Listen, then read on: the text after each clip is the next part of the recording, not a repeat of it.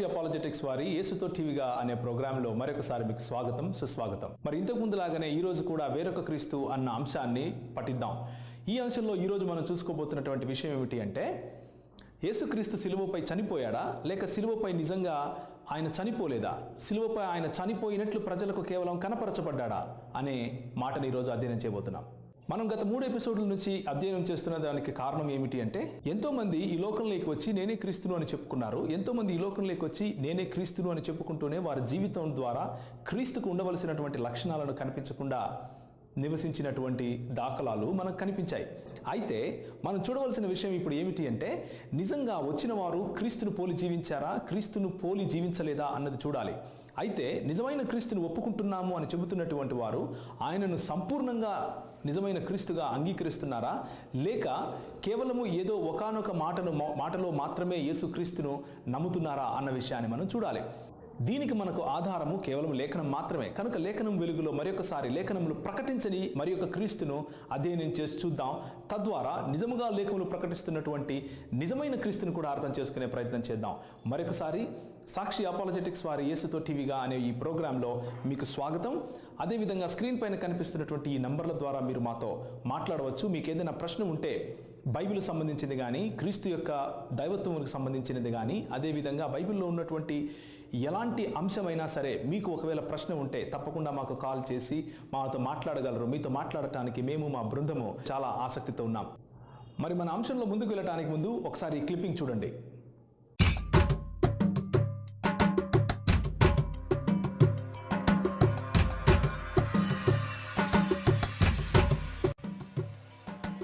That Mary Magdalene says that he is alive.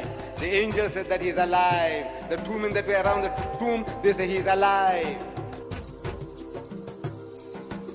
That final revelation, it says that. It says they were made to think that.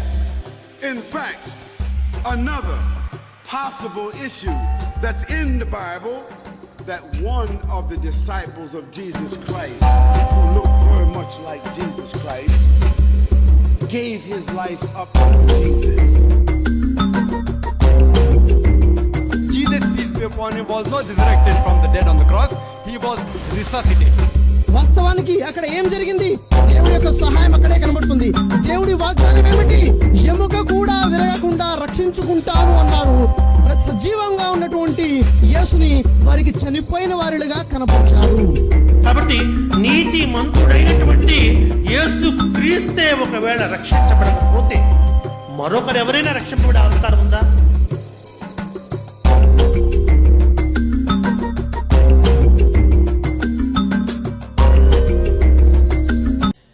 మీరు చూసినటువంటి క్లిప్పింగ్లో మీకు కనిపించింది ఏమిటి అంటే, యేసుక్రీస్తు కేవలము శిష్యులకు చనిపోయినట్లుగా కనిపించాడు, లేకపోతే సిలువలో ఆయన చనిపోయినట్లుగా ప్రజలు భ్రమపడ్డారు. అలా భ్రమకు ఎవరో వారిని గురి చేశారు అన్నట్లుగా ఎక్కువగా ప్రచారం జరుగుతున్నట్లుగా మనకు కనిపిస్తూ ఉంది. మన భారతదేశంలోనే కాదు, ప్రపంచం యావత్తు ఇలాంటి ఎన్నో అబద్ధపు ప్రచారాలు జరుగుతూ ఉండటము మీరు గమనిస్తూనే ఉంటారు. మీడియాలో, టీవీలో, పేపర్లలో, పుస్తకాలలో ఎన్నో చోట్ల వారి వారి అభిప్రాయాలను రాసి క్రైస్తవులను, వారి మనోభావాలను దెబ్బతీయటానికి పనిచేస్తున్నట్లుగా కొంతమంది వ్యవహరిస్తూ ఉంటారు. అయితే దేవుని వాక్యము ప్రేమగల వాక్యము. అయితే దేవుని వాక్యము మనం చెప్పే దాంట్లో సత్యము ఉన్నటువంటి వాక్యము. దేవుని వాక్యం ఏమి సెలవిస్తూ ఉంది అంటే, మత్తయి సువార్త 24వ అధ్యాయం 11వ వచనంలో, అనేకులైన అబద్ధ ప్రవక్తలు వచ్చి పలువురిని మోసపరచెదరు అన్న వాక్యము దేవుని వాక్యం చెబుతా ఉంది. అంటే ఎంతో మంది అబద్ధ ప్రవక్తలు ఈ లోకంలోనికి వచ్చి దేవుని బిడ్డలను మోసపుచ్చే ప్రయత్నం చేస్తూ ఉంటారు. ఇదే మాటను ఉటంకిస్తూ 1 యోహాను పత్రిక 4వ అధ్యాయంలో ఏముందో ఒకసారి చూద్దామా? 1 యోహాను పత్రిక 4వ అధ్యాయము 1వ వచనం నుంచి కనుక మనం చదివితే ఏముంటుంది అంటే, ప్రియులారా, అనేకులైన అబద్ధ ప్రవక్తలు లోకములోనికి బయలు వెళ్ళుచున్నారు గనుక ప్రతి ఆత్మను నమ్మక ఆయా ఆత్మలు దేవుని సంబంధమైనవో కావో పరీక్షించుడి. యేసుక్రీస్తు శరీరధారి అయి వచ్చెనని ఏ ఆత్మ ఒప్పుకొననో అది దేవుని సంబంధమైనది. ఏ ఆత్మ యేసును ఒప్పుకొనదో అది దేవుని సంబంధమైనది కాదు. దీనిని బట్టియే దేవుని ఆత్మను మీరు ఎరుగుదురు. క్రీస్తు విరోధి ఆత్మ వచ్చునని మీరు సంగతి వినినదే. ఇదివరకే అది లోకంలో ఉన్నది అంటూ అపోస్తలుడు అయినటువంటి యోహాను కూడా ఇదే మాట మనకు సెలవిస్తున్నాడు. అంటే మనం అర్థం చేసుకోవాల్సినటువంటి విషయం ఏమిటి అంటే, ఈ లోకంలో క్రీస్తు విరోధియగు ఆత్మలు ఎన్నో బయలుదేరాయి. అది కేవలం ఒక ఆత్మనే కాదు. ఆ క్రీస్తు విరోధియగు ఆత్మలు ముఖ్యంగా ఏమని నమ్మవు అంటే, యేసుక్రీస్తు శరీరధారి అయి ఈ లోకములోకి వచ్చాడు అన్నది నమ్మవు. అంటే యేసుక్రీస్తు శరీరధారి అయి రాకముందు కూడా ఉన్నాడు అన్న విషయాన్ని మనం గుర్తించాలి. అంటే యేసుక్రీస్తు శరీరాన్ని పొందటానికి ముందు కూడా ఆయన యొక్క ఎగ్జిస్టెన్స్, లేకపోతే ఆయన ఉనికిలో ఉన్నాడు అన్న విషయాన్ని దేవుని భక్తుడైనటువంటి అపోస్తులుడైనటువంటి యోహాను మనకు తెలియజేస్తున్నాడు. ఈ విషయాన్ని రాబోయే ఎపిసోడ్స్లో కూడా మనం చూస్తాం. అయితే ఎవరైతే యేసు ప్రభువును ఈ లోకంలోకి శరీరధారిగా వచ్చాడు అని నమ్మరో వారు నిజానికి అబద్ధ ప్రవక్తలు అని దేవుని వాక్యం సెలవిస్తూ ఉంది. అబద్ధ ప్రవక్తలు దేవుడు అయ్యున్నటువంటి యేసు ప్రభువు శరీరధారిగా ఈ లోకములోకి మానవుడిగా వచ్చాడు అని ఎవరైతే నమ్మరో వారు దేవుని వాక్యమును ఉపయోగించి మాట్లాడే మాటలు దేవుని వాక్యపు వెలుగులో అబద్ధ ప్రవక్తలు చెప్పే మాటలు అన్నట్లుగా దేవుని వాక్యం మనకు చెప్తా ఉంది. కనుక మనం ధ్యానించి కొంచెం జాగ్రత్తగా దేవుని వాక్యాన్ని స్టడీ చేయాలి. ఈ కోవలో చాలామంది వస్తారు. ఈ కోవలో మీరు క్లిప్పింగ్లో చూసినట్లుగా చాలామంది యేసు ప్రభువు సిలువపై చనిపోలేదని, యేసు ప్రభువు సిలువపై కేవలం మూర్ఛపోయాడని, యేసు ప్రభువును కేవలము చనిపోయినట్లుగా ప్రదర్శింపబడ్డాడని, లేకపోతే చనిపోయినట్లుగా ప్రజలు భ్రమపడ్డారు అన్నటువంటి మాటలు పుకార్లు మనకు నేర్పిస్తూ ఉంటారు. మరి ఈరోజు ఈ ఎపిసోడ్లో మనం చూడబోయే అంశం ఏమిటి అంటే, నిజంగా యేసు ప్రభు చనిపోయినట్లుగా కేవలం ప్రజలకు కనిపించాడా? ఆ విధంగా ప్రజలు మోసపోయారా? ఆ విధంగా యేసు ప్రభువు శిష్యులు భ్రమకు గురి చేయబడ్డారా అన్న విషయాన్ని మనం చూడబోతున్నాం. మరి ఇలాంటి ప్రచారం చేయటానికి మిర్జా గులాం అహ్మద్ గారు కానీ, లేకపోతే అహ్మద్ దీదాత్ గారు కానీ, లేకపోతే ఆయన అనుచరులైనటువంటి దావా ప్రచారకులు కానీ వాడుతున్నటువంటి ఖురాన్లో ఉన్నటువంటి వాక్యం ఏమిటి అంటే, ఖురాను 4వ అధ్యాయము 157, 158 వచనాలు. మనం ఇంతకుముందు 3 ఎపిసోడ్స్లో కూడా మరి ఖురాను 4వ అధ్యాయం 157, 158 వచనాల్లో ఉన్నటువంటి సత్యాన్ని చూసుకున్నాం. దానిలో అక్కడ ఉన్నటువంటి వచనం ఏమిటి అంటే, నిశ్చయముగా వారు ఆయనను సిలువ వేయలేదు, నిశ్చయముగా వారు ఆయనను చంపలేదు అన్నట్లు అరబీ భాషలో వమా కతలుహు యకీనా అన్న మాటను మనం చూసాం. అయితే దాని క్రింద ఉన్నటువంటి వచనంలో ఏముంటుంది అంటే, వారు ఆ విధంగా భ్రమకు గురి చేయబడ్డారు అని ఉంటుంది. అయితే ఇప్పుడు ప్రశ్న ఏమిటి అంటే, దావా ప్రచారకులు మనకు ఏం నేర్పిస్తున్నారు అంటే, దేవుడు వారిని భ్రమపరిచాడు అని నేర్పిస్తున్నారు. అంటే యేసు ప్రభువు చనిపోనప్పటికీ యేసు ప్రభువు చనిపోయినట్లుగా ప్రజలకు కనిపించేలా చేశాడు అన్న మాటను దావా ప్రచారకులు మనకు చెబుతున్నారు. ఇది ఎంతవరకు సత్యమో, బైబిల్ వెలుగులో దేవుడు అలాంటి పనులు చేస్తాడా అన్న విషయాన్ని మనం ఈరోజు చూస్తాం. ఖురాన్ గ్రంథము 19వ అధ్యాయము, ఖురాన్ గ్రంథము 42వ అధ్యాయం ప్రకారము, లేకపోతే ఖురాన్ గ్రంథము 42వ అధ్యాయం 13వ వచనం ప్రకారము యేసు ప్రభువు పుట్టుక నుంచి కూడా ఒక దైవ ప్రవక్త వంటి జీవితం జీవించాడు. ఇస్లాంలో యేసు ప్రభువుకు చాలా పెద్ద పీట వేసినట్లుగా ఈరోజు దావా ప్రచారకులు చెబుతున్నారు. మరి ఖురాన్ గ్రంథము కూడా అదే సెలవిస్తూ ఉంది. యేసు ప్రభువుకు ఎవరికి ఇవ్వనటువంటి ఔదాను, లేకపోతే ఎవరికి ఇవ్వనటువంటి స్థాయిని ఇచ్చినట్లుగా కనిపిస్తూ ఉంది. ఎందుకు అంటే ఆయన పుట్టుకలో కూడా ఆయనను శైతాను ఎప్పుడు తాకనట్లుగా మరి ఖురాన్ గ్రంథం చెబుతా ఉంది. పుట్టిన ప్రతి ఒక్కరిని శైతాను తాకింది. పుట్టిన ప్రతి ఒక్కరిని శైతాను తాకినప్పటికీ మరియమును మరియు ఆమె కుమారుడైనటువంటి యేసు ప్రభువును మాత్రము తాకలేదు అన్న విషయాన్ని ఖురాన్ గ్రంథం చెబుతా ఉంది. ఆ విధంగా యేసు ప్రభువు పుట్టుక నుంచి కూడా ఒక ప్రత్యేకమైన స్థానాన్ని ఖురాన్ గ్రంథంలో తీసుకున్నట్లుగా కనిపిస్తూ ఉంది. అంత మాత్రమే కాదండి, ఖురాన్ గ్రంథము నేను ఇంతకుముందుకు చెప్పినట్లు విధంగానే 19వ అధ్యాయము 42వ అధ్యాయం ప్రకారము ఆయన మొదటి నుంచి దేవుని యొక్క సువార్తను, లేకపోతే దేవుని యొక్క సందేశాన్ని ప్రజలకు చేరవేస్తున్నట్లుగాను అతి గొప్ప ప్రవక్తగాను ఖురాన్ గ్రంథము వర్ణిస్తూ ఉంది. అయితే ఖురాన్ గ్రంథము వర్ణించేది ఇంత మాత్రమే కాదు, దానికి ముందు ఇంకా ఉంది. అదేమిటి అంటే ఒకసారి చూడండి. ఖురాన్ గ్రంథము 3వ అధ్యాయము 52, 53, 54 వచనాలు కనుక మీరు చదివితే అందులో ఏముంటుంది అంటే, హవారీయులు అంటే యేసు ప్రభువు యొక్క అనుచరులు, యేసు ప్రభువును అనుసరిస్తూ ఆయనకు షాగిర్దులుగా లేకపోతే శిష్యులుగా ఉన్నటువంటి వారు ఉండేవారు. అలాంటి వారితో యేసు మాట్లాడుతూ ఇలా అంటున్నాడు, నాకు ఎవరు అల్లాహ్ పక్షమున నాకు సహాయంగా ఉంటారు అని అడిగితే, మేము ఉంటాము, అల్లాహ్ పక్షమున మేము ఉంటాము, ఆయన కోసం ఉండి మేము పోరాడతాము అన్నట్లుగా హవారీయులు చెప్పినట్లు ఖురాన్ గ్రంథం చెబుతా ఉంది. అంటే ఈ వచనాన్ని ఆధారం చేసుకుని, అదేవిధంగా 5వ అధ్యాయము 111వ వచనం ఆధారంగా చేసుకుని దేవుడు ఈసాకు ప్రవక్తగా ఒక సందేశాన్ని ఇచ్చాడు. ఆ సందేశాన్ని విని ఈసాను అనుసరించేవారు హవారీయులు కొందరు తయారయ్యారు అన్న విషయాన్ని మనకు ఖురాన్ చెప్తా ఉంది. కొందరు కాదు, నిజానికి చాలామంది తయారయ్యారు అన్నట్లుగా కూడా ఖురాన్ చెప్తా ఉంది. ఈ విషయాన్ని మరి ఒకసారి కొంచెం పక్కన పెడదాం. ఇప్పుడు మనం తెలుసుకోవాల్సింది ఏమిటి అంటే, సిలువ పైన ఉన్నటువంటి ఈసా, ఖురాన్ ప్రకారము సిలువ పైన ఉన్నటువంటి ఈసా చనిపోకుండా కేవలము భ్రమకు ప్రజలు గురి చేయబడితే ఈసా చనిపోకుండానే దేవుడు ఆయనను అక్కడే తీసుకున్నాడు అన్నమాట, లేకపోతే అల్లాహ్ ఆయనను సిలువ మీద నుంచే ఎత్తేసుకున్నాడు అన్నమాట నిజము అయితే, అల్లాహ్ ఈ హవారీయులను భ్రమపరిచి ఉండాలి. ఈ హవారీయులు ఎవరైతే యేసును అనుసరిస్తూ యేసుకు పక్షముగా లేక అల్లాహ్కు పక్షముగా ఉన్నటువంటి వీరిని భ్రమపరిచి ఉండాలి. మీ ఉద్దేశం ప్రకారం బైబిల్లో ఉన్నటువంటి దేవుడు భ్రమపరిచే దేవుడు అంటారా? మీ ఉద్దేశం ప్రకారం బైబిల్లో ఉన్నటువంటి దేవుడు కలగని దానిని కలిగినట్లుగాను, కలిగిన దానిని కలగనట్లుగాను చూపించి ఆయన ఏ సందేశాన్ని అయితే ఇవ్వాలి అనుకున్నాడో ఆ సందేశాన్ని మార్చే దేవుడు అని మీరు నమ్ముతారా? నిజానికి ఏ సందేశాన్ని అయితే చిన్నప్పటి నుంచి ఈసా చేతికి ఇచ్చి పంపించాడో ఆ సందేశాన్ని ఈసా ఇవ్వగా ఎంతోమంది నమ్మి హవారీయులుగా మారారు అని ఖురాన్ గ్రంథం చెబుతా ఉంది. మరి ఖురాన్ గ్రంథం చెబుతున్నటువంటి మాటలను విశ్వసించాల్సినటువంటి దావా ప్రచారకులు ఏం చెప్తున్నారు అంటే, కానీ అల్లాహ్ మాత్రం చూసేవాళ్లను భ్రమపరిచాడు, ఆయన చనిపోకుండా చేశాడు, కాబట్టి ఆ హవారీయులు అందరూ కూడా ఏమైపోయారు? ఇప్పుడు క్రైస్తవులుగా మారిపోయారు. క్రైస్తవులుగా మారిపోయి ఇప్పుడు నరకానికి వాళ్ళు వెళ్తున్నారు అంటే ఈ దావా ప్రచారకుల లాజిక్ అనుసారంగా ఎవరు వారిని క్రైస్తవులుగా చేసినట్లు? ఎవరు వారిని నరకాగ్నికి బలి చేసినట్లు? కనుక ఖురాన్ గ్రంథం అలా చెప్పదు. ఖురాన్ గ్రంథం ఏం చెప్తుంది అంటే, యేసు ప్రభువు నిజంగానే చనిపోయాడు, నేను పుట్టిన రోజు, నేను మరణించే రోజు, నేను తిరిగి లేపబడే రోజు నాకు ఆశీర్వాదము లేకపోతే నాకు శాంతి కలుగునుగాక అన్నట్లుగా ఖురాన్ గ్రంథంలో చెప్పిన మాటను 19వ అధ్యాయం నుంచి నేను మీకు వినిపించాను. కనుక యేసుక్రీస్తు తప్పకుండా సిలువపై చనిపోయి ఉండాలి. ఇదే ఖురాన్ గ్రంథం కూడా చెబుతా ఉంది.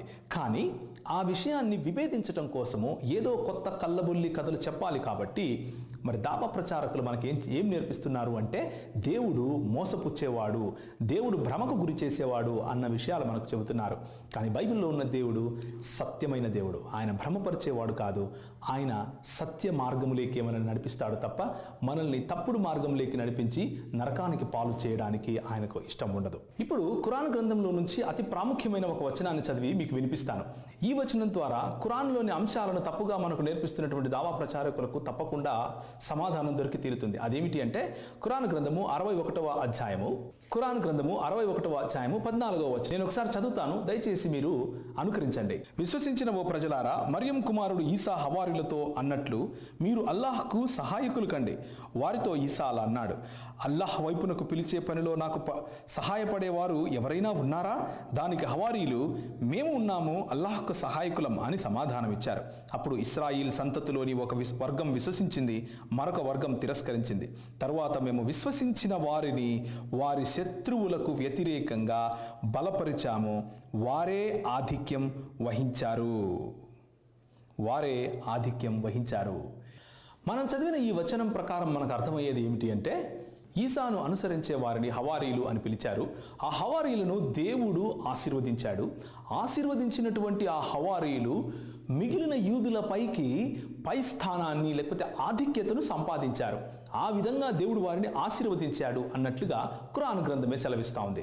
చరిత్రలోని ఏ పుస్తకాన్ని తిరిగేసినా, చరిత్రలో ఉన్నటువంటి ఏ సత్యాన్ని వెతికినా ఈ రోజు వరకు ఆధిక్యతలో ఉన్నటువంటి హవారీలు లేకపోతే ఈ రోజు వరకు ఆధిక్యతలో ఉన్నటువంటి ఈసా అనుచరులు ఎవరు అని వెతికితే కేవలము ఈరోజు మీ ముందు కనిపిస్తున్నటువంటి క్రైస్తవులు మాత్రమే ఉంటారు. దానికి మించిన ఏ తెగ రాలేదు, దానికి మించిన ఏ విశ్వాసము ఇంకా రాలేదు. ఈరోజు వరకు కూడా ఈసాను అనుసరించినటువంటి వారిలో ఈసాను అనుసరించిన వారి ప్రకారము హవారీలు, వారి ప్రకారము ఎవరైతే ఆధిక్యత లేకొచ్చారో వారు కేవలము నేటి క్రైస్తవులనే చెప్పాలి, వేరే మార్గము లేదు. కనుక కనుక మనం చూసినటువంటి వచనాల ఆధారంగా మనకేం తెలుస్తూ ఉంది అంటే యేసు ప్రభువును ఒక గొప్ప ప్రవక్తగా ఖురాన్ చెబుతా ఉంది. యేసు ప్రభువు చాలామంది హవారీలను సంపాదించుకున్నట్లుగా ఖురాన్ చెబుతా ఉంది. యేసు ప్రభువు సంపాదించుకున్నటువంటి హవారీలు మిగిలిన యూదులపైకి ఆధిక్యత సంపాదించారు అని కూడా చెబుతా ఉంది. ఆధిక్యత సంపాదించినటువంటి హవారీలు ఎవరు అని గనక మనం ప్రశ్నిస్తే కేవలము ఈ రోజు ఉన్నటువంటి క్రైస్తవులు మాత్రమే మనకు కనపడతారు, ఇంకెవరు మనకు కనపడరు. అయితే దావా ప్రచారకులు మనకు చెప్పేది ఏమిటి అంటే ఆనాడు హవారీలు ఈనాడు క్రైస్తవులు వేరు అని అంటారు. అలాంటప్పుడు ఖురాన్లో ఉన్నటువంటి ఈ మాట ఆధిక్యతను సంపాదించారు అన్నటువంటి మాట వ్యర్థమైపోతుంది. ఆధిక్యతను సంపాదించిన వారు అంటే ఆ రోజు యూదులపైన ఎవరైతే పైచేయిలో ఉన్నారో వారు అని అర్థం. 2 రోజులు 3 రోజులు 2 సంవత్సరాలు 3 సంవత్సరాల ఆధిక్యత సంపాదించారా? అలా కాదు. అలా చెప్పినటువంటి వచనం ప్రకారం మాత్రం యూదులపైకి ఆధిక్యత సంపాదించిన వారు అన్నట్లుగా ఖురాన్ చెబుతా ఉంది. అది సమయానికి పరిమితంగా లేకుండా వారి ఆధిక్యతకు మాత్రమే సూచించే వచనంగా కనిపిస్తూ ఉంది. కనుక రోజు వరకు ఆధిక్యతలో ఉన్నది యూదుల పైన క్రైస్తవులు మాత్రమే. కనుక మనం ఇంతవరకు చూసినటువంటి అన్ని వచనాల ఆధారంగా ఖురాన్ గ్రంథం మనకు చెప్పేది ఏమిటి అంటే యేసు ప్రభువును వెంబడించిన వారిని హవారీలు అని పిలిచారు. ఆ హవారీలను దేవుడు ఆశీర్వదించాడు. ఆ హవారీలు ఎవరైతే యేసు ప్రభువుకు తోడుగా నిలుచున్నారో వారిని ఆశీర్వదించి యూదుల కంటే అధికంగా లేకపోతే యూదుల పైన ఆధిక్యత కలిగే వారిగా వారిని ఆశీర్వదించినట్లు ఖురాన్ గ్రంథం చెబుతా ఉంది. కనుక ఈ రోజు వరకు యూదులపైన ఆధిక్యత కలిగి ఉన్నటువంటి వారు కేవలం క్రైస్తవులు మాత్రమే. సంఖ్యలో కానీ బలంలో కానీ ఇక ఏ కోణం నుంచి తీసుకున్నా కానీ దేవుని గురించినటువంటి ప్రత్యక్షతను తెలుసుకున్న విషయంలో కూడా క్రైస్తవులు మాత్రమే ఆధిక్యత సంపాదించిన వారుగా మనకు కనిపిస్తుంటారు. అయితే ఇప్పుడు ప్రశ్న ఏమిటంటే మరి ముస్లిం దావా ప్రచారకులు ఎవరైతే ఉన్నారో, ఎవరైతే ఖురాన్ గ్రంథంలో యేసుక్రీస్తు స్పష్టంగా చనిపోయాడు అని ఉన్నా కానీ ఆయన చనిపోలేదు అని చెబుతున్నారో వారు చెప్పే ఇంకొక మాట ఏమిటి అంటే యేసు ప్రభువును అనుసరించిన వాళ్ళు ఆనాడు కూడా ముస్లిములే, ఆనాడు కూడా వాళ్ళు ఈ రోజు ఉన్నట్లే ఉండేవారు అని చెప్పే ప్రయత్నం చేస్తారు. కానీ ఈనాడు ఉన్నటువంటి క్రైస్తవులు అలా లేరు కదా అని అడిగే ప్రయత్నం చేస్తారు. అయితే మనం చూడవలసింది ఏమిటి అంటే చరిత్రలో ఏనాడైనా ముస్లిముల సముదాయము యేసుక్రీస్తు సమయంలో ఉందా అన్నది చూడాలి. ముస్లిముల సముదాయము అంటే వారు ఏ విధంగా ప్రార్థన చేస్తారో అలాంటి ప్రార్థనలు చేస్తూ, వారు ఏ విధంగా జకాతులు ఇస్తారో అలాంటి జకాతులు ఇస్తూ, వారు ఏ విధంగా హజ్జుకు వెళతారో అలా హజ్జుకు వెళుతూ, వారు ఏ విధంగా అయితే సలాత్ చేస్తారో అలా సలాత్ చేస్తూ, వాళ్ళు ఏ విధంగా షహదాను పలుకుతారో అలా షహదాను పలుకుతూ, అంటే ఈనాడు ముస్లిం సముదాయం ఏ విధంగా అయితే 5 పిల్లర్స్ పైన ఆధారపడి ఉందో ఆ 5 పిల్లర్స్ను చేసే క్రైస్తవులు ఉన్నారా అన్నది చూడాలి. చరిత్ర పుటల్లో ఎక్కడ వెతికినా కానీ కనిపించేది ఒకే ఒక క్రైస్తవ్యం, ఒకే ఒక హవారీలు, ఒకే ఒక ఈ క్రీస్తును వెంబడించేవారు. ఎవరు ఆధిక్యతలో ఉన్నవారు ఎవరు వాళ్ళు అంటే నేటి వరకు నిలుచున్నటువంటి క్రైస్తవులు మాత్రమే. అయితే మరి సిలువ దగ్గరికి మళ్ళీ వద్దాం. యేసు ప్రభువు చనిపోకున్నా కానీ చనిపోయినట్లుగా చూపించే దేవుని గురించి ఈ దావా ప్రచారకులు మనకు చెబుతున్నారు. గొప్ప ప్రవక్త అయినటువంటి యేసు ప్రభువు ఎంతోమంది హవారీలను సంపాదించుకుని నిలబెట్టుకుని నేటి క్రైస్తవ్యం నిలబడేలా చేశాడు అని ఖురాన్ గ్రంథం చెబుతూ ఉంటే ఈ దావా ప్రచారకులు మాత్రం అలా కాదు, యేసును వెంబడించిన హవారీలు ఇప్పుడు లేరు, వారు ఆధిక్యతలో లేరు అన్నట్లుగా చెబుతున్నారు. మరి మనమే అర్థం చేసుకోవాలి, దావా ప్రచారకుల మాటను వినాలా, ఖురాన్ మాటను వినాలా? ఖురాన్ చెప్పేది స్పష్టంగా ఏమిటి అంటే యేసు ప్రభువు చనిపోయాడు, యేసు ప్రభువు తిరిగి లేచాడు, యేసు ప్రభువు తిరిగి లేచిన దినాన చనిపోయిన దినాన నాకు శాంతిని కలుగునుగాక అన్నాడు. ఆ యేసు ప్రభువును వెంబడించిన వారిని హవారీలు అన్నారు. ఆ హవారీలు యేసు ప్రభు పక్షంగా నిలబడి పోట్లాడారు. ఆ హవారీలను దేవుడు ఆశీర్వదించి యూదులపైన ఆధిక్యతను సంపాదించేలా చేశాడు. ఇప్పుడు మన దగ్గర ఉన్నది 2 వికల్పాలు. ఏమిటంటే మొదటిది దేవుడు మోసగాడు అని నమ్మటం. అది మనం నమ్ముతామా? నమ్మలేము. ఎందుకు అంటే దేవుని గ్రంథము అయినటువంటి బైబిల్ స్పష్టంగా ఏం చెబుతూ ఉంది అంటే దేవుడు మోసం చేసేవాడు కాదు, దేవుడు భ్రమపరిచేవాడు కాదు. భ్రమపరచు ఆత్మలు ఎన్నో ఉన్నాయి అని నేను ఇంతకుముందు మీకు చదివి వినిపించాను. మత్తయి సువార్త 24వ అధ్యాయం 11వ వచనంలో ఎంతో మంది అబద్ధ ప్రవక్తలు వచ్చి మోసపుచ్చే ప్రయత్నం చేస్తున్నారు. అదేవిధంగా 1 యోహాను 4వ అధ్యాయము 1, 2, 3 వచనాలు గనక చూస్తే అక్కడ కూడా స్పష్టంగా మనకు తెలుస్తూ ఉంది, మోసపరిచే ఆత్మలెన్నో బయలుదేరాయి, అబద్ధ ప్రవక్తల ఆత్మలెన్నో బయలుదేరాయి అని మనకు స్పష్టంగా దేవుని వాక్యం చెబుతా ఉంది. అంటే మోసపరిచే భ్రమపరిచే ఆత్మలు దేవుని వద్ద నుంచి వచ్చినవి కాదు అని దేవుని వాక్యం చెబుతా ఉంది. అలాంటప్పుడు దేవుడే మోసం చేసి ప్రజలను క్రైస్తవులుగా మారుస్తాడా? దేవుడే మోసం చేసి ప్రజలను క్రైస్తవులను తీసుకుని వెళ్ళి నరకంలో వేస్తాడా? ఖురాన్ ప్రకారం అలా కాదు. దావా ప్రచారకులు చెప్పే మాటలలో సత్యం ఉన్నట్లుగా మనకు కనిపించడం లేదు. కానీ ఖురాన్ గ్రంథం ఏం చెబుతూ ఉందంటే యేసు ప్రభు చనిపోయాడు, యేసు ప్రభు తిరిగి లేచాడు, యేసు ప్రభు తిరిగి రాబోతున్నాడు అని కూడా చెబుతా ఉంది. అదేవిధంగా ఆయనను వెంబడించిన వారిని హవారీలు అన్నారు. ఆ హవారీలు యేసు ప్రభు పక్షంగా నిలుచున్నారు. ఆ నిలుచున్న వారికి దేవుడు ఆధిక్యతనిచ్చాడు. వారెవరో కాదు, నేటి క్రైస్తవులే. కనుక యేసు పరిచర్య గనక 33 సంవత్సరాలు ఆయన చేసినటువంటి పరిచర్య ఖురాన్ ప్రకారం అది సఫలం అయ్యింది అంటే తప్పకుండా హవారీలు ఉన్నారు. ఆయన పరిచర్య సఫలం అయ్యింది అంటే తప్పకుండా హవారీలు ఆధిక్యతలో ఉండి ఉంటారు, నేటికి ఉన్నారు. లేదు అంటే మహా గొప్ప ప్రవక్త అయినటువంటి ఈసా నిజానికి ఆయన వచ్చి చేసింది ఏమీ లేదు అని తెలియాలి. ఎందుకు అంటే హవారీలే లేరు, ఆయనను అనుసరించేవారే లేరు. ఆయన ఏ విధంగా గొప్ప ప్రవక్త అవుతాడు? కనుక ఏ విధంగా చూసినా కానీ ఖురాన్ తప్పు అవుతుంది. తప్పు కాకుండా ఉండాలి అంటే యేసు ప్రభు చనిపోయాడు అని నమ్మాలి, యేసు ప్రభు తిరిగి లేచాడు అని నమ్మాలి, ఆయనను వెంబడించిన వారు నేటి క్రైస్తవులని నమ్మాలి.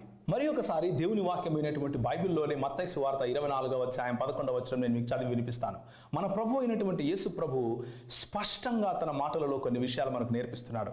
అవేమిటి అంటే, అనేకులైన అబద్ధ ప్రవక్తలు వచ్చి పలువురిని మోసపరుస్తున్నారు. అనేకులు, ఒకరు కాదు, ఇద్దరు కాదు, అనేకులు అబద్ధ ప్రవక్తలు వస్తున్నారు. ఆ అబద్ధ ప్రవక్తలకు ఉన్నటువంటి ఒకానొక గుణం ఏమిటో తెలుసా?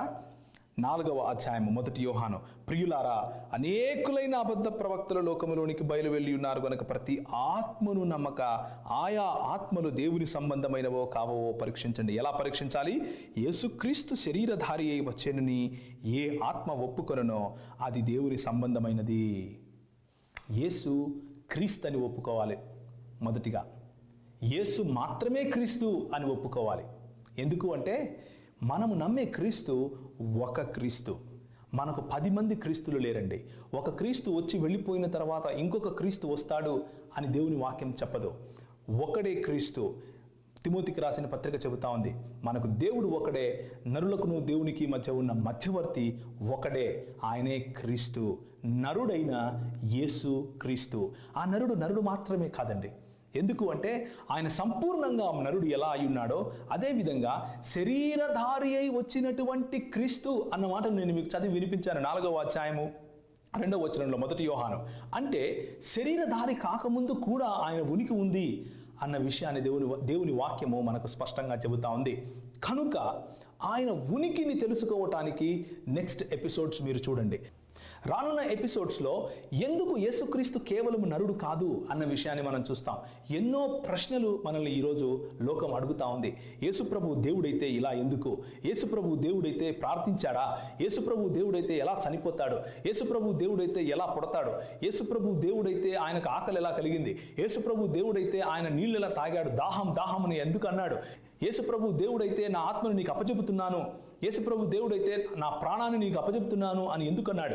యేసుప్రభు దేవుడైతే ఎందుకు ఏడ్చాడు? అన్నటువంటి ప్రశ్నలు ఈరోజు మన దగ్గరికి వస్తూ ఉన్నాయి. అయితే ప్రతి ప్రశ్నకు దేవుని వాక్యం స్పష్టమైన సమాధానం చెబుతా ఉంది.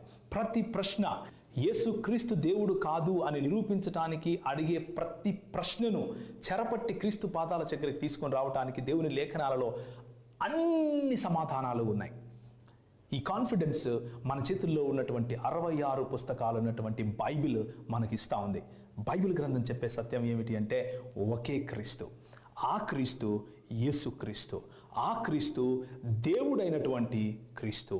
ఆ క్రీస్తు నరుడైనటువంటి క్రీస్తు. 100% దేవుడు, 100% నరుడైనటువంటి క్రీస్తుని గురించి మనం మాట్లాడుకుంటున్నాం. ఇలాంటి క్రీస్తు కాకుండా వచ్చి చనిపోయి వెళ్ళిపోయే క్రీస్తులు చాలామంది ఉన్నారు. వచ్చి చనిపోయి అబద్ధాలు మాట్లాడే క్రీస్తులు చాలామంది ఉన్నారు. వచ్చి చనిపోయి వారి సమాధుల్లో ఇంకా నిద్రపోతున్నటువంటి క్రీస్తులు చాలామంది ఉన్నారు. వచ్చి పెళ్లిళ్ళు చేసుకొని పిల్లల కన్నా చాలామంది క్రీస్తులు ఉన్నారు. వారందరి గురించి మీరు చూస్తారు. నెక్స్ట్ ఎపిసోడ్లో ఒకానొక క్రీస్తుని నేను మీకు పరిచయం చేస్తాను.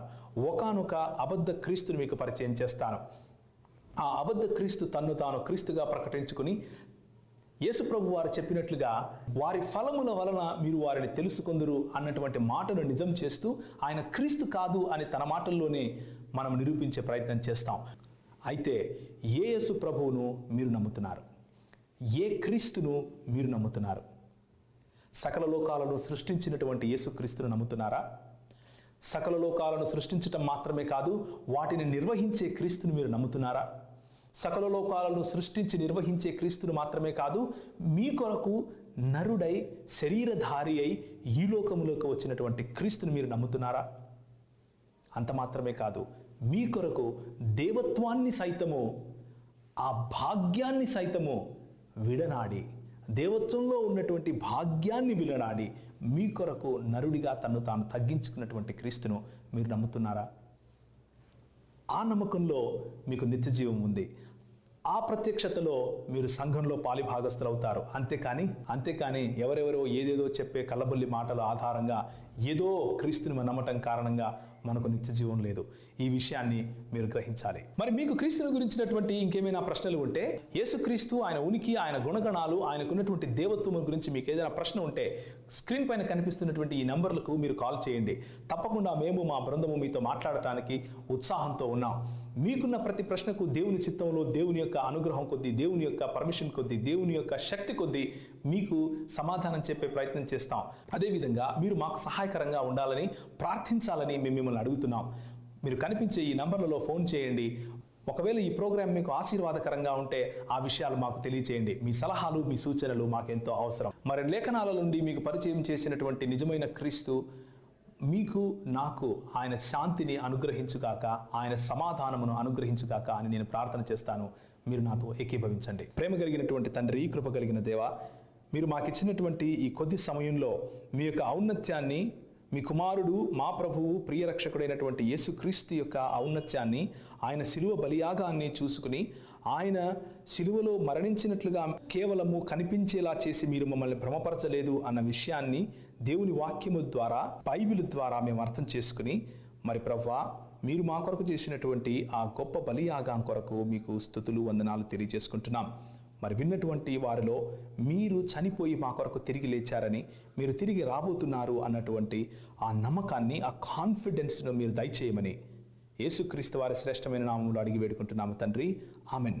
వచ్చే ఎపిసోడ్లో తిరిగి మిమ్మల్ని కలిసేంత వరకు దేవుని నామంలో మీకు అందరికీ శుభములు.